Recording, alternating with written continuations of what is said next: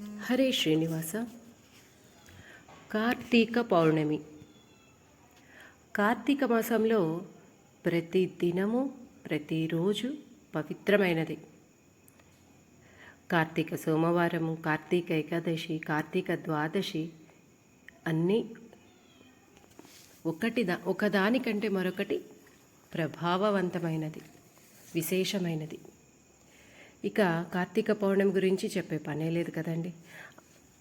కార్తీక మాసంలో అన్ని రోజులు చేసేది ఒక ఎత్తు అయితే కార్తీక పౌర్ణమి రోజు చేసేది మరొక ఎత్తు.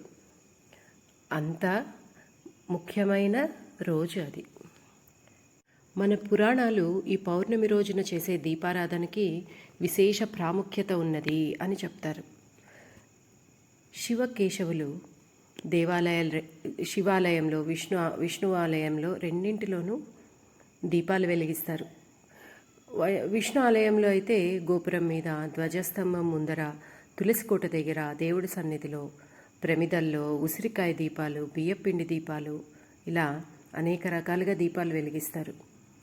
ఆ దీపాలకి చక్కగా కుంకుమ, పసుపు, పూలతో అలంకరించి వెలిగిస్తారు. అలాగే శివాలయంలో అయితే ధ్వజస్తంభం పైన నందాదీపం పేరుతో అఖండ దీపాన్ని, ఆకాశ దీపం పేరుతో ఎత్తైన ప్రదేశాలలో భరిణల్లో వేలాడదీస్తారు.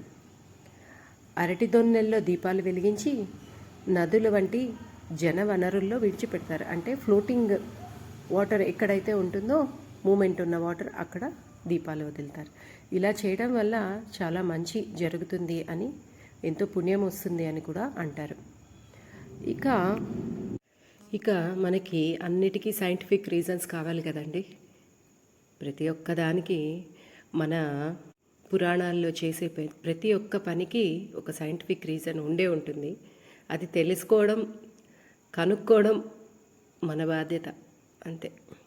ఈ కార్తీక మాసంలో వెలిగించే దీపాల వెనకల సైన్స్ ఏమిటండి అంటే, చలికాలం స్టార్ట్ అవుతుంది కదండి.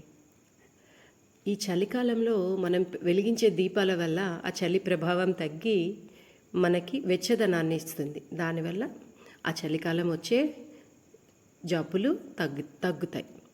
ఇదే కాకుండా ఆ బయట వెలిగించే దీపాల వల్ల బయట ఉన్న ఎన్నో క్రిమికీటకాలు, అంటే ఇన్సెక్ట్స్ ఏవైతే మనకి డిసీజెస్ని స్ప్రెడ్ చేస్తాయో, ఆ డిసీజెస్కి కారణమవుతాయో, అలాంటివన్నీ ఈ దీపాల వెలుగుకి అట్రాక్ట్ అయ్యి చనిపోతాయి.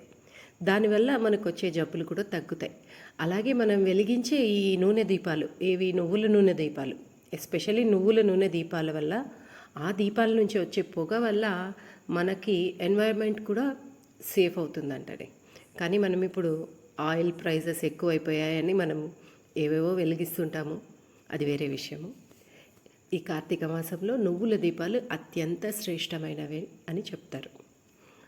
అది ఇలా ఈ నువ్వుల నూనె దీపాలు వెలిగించడం వల్ల ఒకవైపు ఆరోగ్యము, మరొక వైపు పుణ్యము రెండూ వస్తాయి.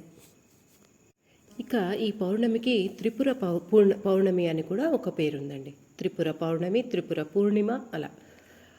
ఎందుకంటే తారకాసురుడు అనే రాక్షసుడికి 3 కుమారులు ఉంటారు.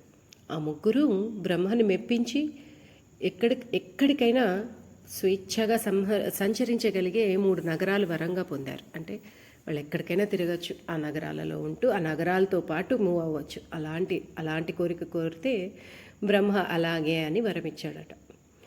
అంతేకాకుండా మాకు మరణం అనేది లేకుండా కావాలి అనే వరం కూడా కోరుకున్నారు. కానీ అది సాధ్యం కాదన్నాడు బ్రహ్మ. అలాగైతే రథం కాని రథంపై, విల్లు కాని విల్లుపై, నారి కాని నారి సారించి, బాణం కాని బాణం సంధించి 3 నగరాలు ఒకే సరళ రేఖలోకి వచ్చాక, అంటే ఒకే లైన్, ఈక్వల్ లైన్లో వచ్చాక ఒకే బాణంతో 3ని ఏకకాలంలోనే కొడితే అప్పుడు మరణం సంభవించాలి మాకు, అలాంటి వరం ఇవ్వమని కోరారు. పాపం బ్రహ్మకి ఇవ్వక తప్పలేదు. ఆ ఇచ్చిన వరంతో ఇంకా రాక్షసులు ఊరుకుంటారా, లోకాలన్నింటినీ అల్లకల్లోలం చేసేశారు. అప్పుడు దేవతలందరూ వెళ్ళి బ్రహ్మకు మొరపెట్టుకున్నారు. మీరే కదా వరం ఇచ్చారు, మరి మీరే దీనికి ఏదైనా ఒక సొల్యూషన్ చెప్పండి అంటే ఆయన చేతులు ఎత్తేశారు, నాకు తెలీదు అని. సో వాళ్ళు విష్ణువు దగ్గరికి వెళ్ళారు. విష్ణువు కూడా నాకు అంత శక్తి లేదని చెప్పేశారట. అప్పుడు అందరూ కలిసి శివుడి దగ్గరికి వెళ్ళారు. అప్పుడు శివుడు మీరందరూ నాకు సహకరిస్తే అంటే హెల్ప్ చేస్తే నేను తప్పకుండా ఆ తారకాసురుడి కుమారుల్ని చంపుతాను అని చెప్తాడు. ఆ మాటతో భూమి రథం కాని రథంగా మారింది, మేరుపర్వతం విల్లు కాని విల్లుగా మారింది. ఆదిశేషువుడు అల్లెతాడు కాని అల్లెతాడుగా మారాడు. శ్రీ మహావిష్ణువు బాణం కాని బాణంగా మారారు. వీరందరి సహకారంతో శక్తితో శివుడు ఆ త్రిపురాసురులను సంహరించాడు. అందువల్లనే ఈ కార్తీక పౌర్ణమికి త్రిపురా పౌర్ణమి అని కూడా పేరు వచ్చిందని పురాణాల కథనం. అంతేకాకుండా ఈ రాక్షసుడు చనిపోయిన తర్వాత దేవతలు దీపావళి చేసుకున్నారటండి. అందుకోసమే దీన్ని దేవ దీపావళి అని కూడా అంటారట. ఈ కార్తీక పౌర్ణమి రోజు చేసే స్నానం, దీపారాధన, ఉపవాసం అన్నింటిలోనూ మనకి ఆరోగ్యము, ఆధ్యాత్మికత రెండు భావనలు అంతర్లీనంగా ఉన్నాయట.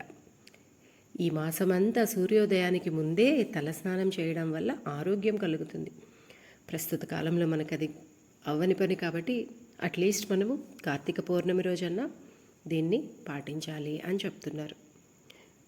అలా చేయడం వల్ల మనం నెలంతా పూజ చేసిన ఫలితం దక్కుతుందట.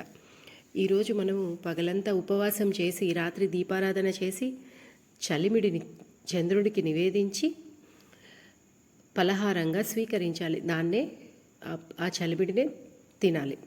ఇలా చేయడం వల్ల కడుపుకి చల్లబడి అంటే మన యూట్రస్ అంటే గర్భకోశము సమస్యలు రాకుండా ఉంటాయటండి. ఇది ఆయుర్వేద శాస్త్ర ప్రకారం ఒక చిట్కా అనే చెప్పచ్చు. ఈ రోజుకి మరో ప్రత్యేకత ఏమిటంటే శివాలయంలో జరిపే జ్వాలా తోరణం. కార్తీక పౌర్ణమి రోజు శివుడు త్రిపురాసురులను సంహరించి ఇంటికి వస్తాడట. విజయంతో తిరిగి వచ్చిన పరమశివుడికి దృష్టి తగలకుండా ఉండడం కోసం పార్వతీదేవి స్వయంగా ఈ జ్వాలా తోరణాన్ని చేసి శివుడికి దృష్టి తగలకుండా చేసిందట.